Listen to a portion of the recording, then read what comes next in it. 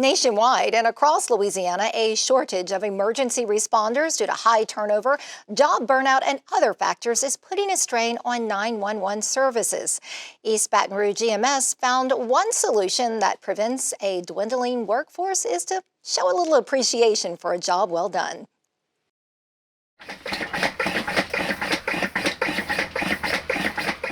Paramedic Brennan Wells is giving us a behind-the-scenes look at what happens when EMS picks up a person who has stopped breathing. This life-saving CPR machine delivers timed heart compressions. Once we get this on, we're all just standing around pushing medicines every 5 minutes until we either get a pulse back. The CPR pump is one of the advancements delivered by trained emergency responders, often doing thankless jobs. What kind of skills or personality do you think it takes to do this job? Adaptability for sure, because you're not going to go on the same thing all the time. Let it be what it may, water off a duck's back, because we do get yelled at a lot. You can't take that personally. It's just what it is, I guess.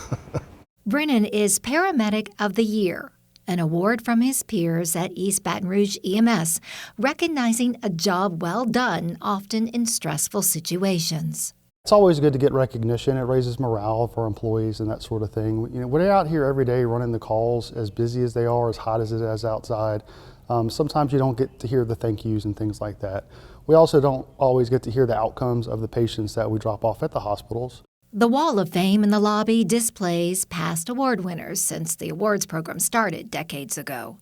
Scott Mills joins the Wall of Fame as this year's winner of Communications Officer of the Year.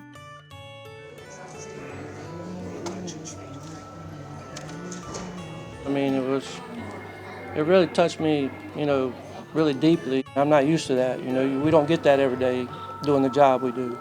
Scott is on the front lines working behind the scenes to keep the public safe in a call center that ranks as the only one in the nation to take calls directly. It's very rare that our department actually is the one that answers the 911 calls. Whenever someone in East Baton Rouge Parish calls 911, the person answering the line is either an EMT or a paramedic level provider, so they have the medical knowledge to give you instantly. If you contrast that to other agencies, you might have somewhere that the police department answers it or something like that. And if you had a medical emergency, they would have to transfer you to somebody else. So that just short amount of time, just seconds matter sometimes. If we can hurry up and get an ambulance en route to the call and give them some pre-arrival instructions prior to the ambulance getting there, it can save lives. I would say we probably get 2,000 calls. That's total in 12 hours. Including hang-ups, to where we actually don't talk to somebody, or the open lines. Being able to help that person that calls, calm them down, and get them the help they need is probably the most rewarding. Scott and Brennan belong to a dwindling emergency responder workforce across Louisiana and nationwide. East Baton Rouge EMS reports 25 open positions among a staff of 250 employees.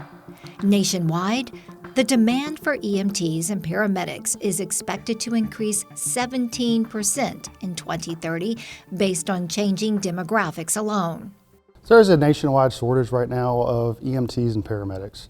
All throughout the country, you'll see examples of 911 centers that are understaffed. You'll see examples of agencies such as ours that are just always recruiting, and we're always hiring. According to a 2023 study by the American Ambulance Association, the average turnover rates for EMTs and dispatchers hover around 30%. You'll hire one person and then you lose a person. So right now, currently, we are obviously hiring paramedics and EMTs and AEMTs as well.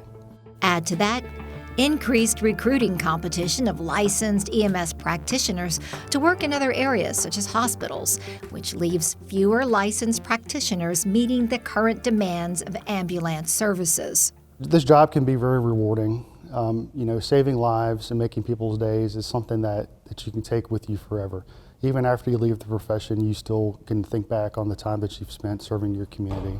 Efforts to recruit and retain EMTs and paramedics extend to high school programs acquainting students with the various jobs and aim to improve access to training and opportunities. As the emergency responder workforce continues to rebound from the COVID-19 hit, agencies statewide hope more people answer the call to serve.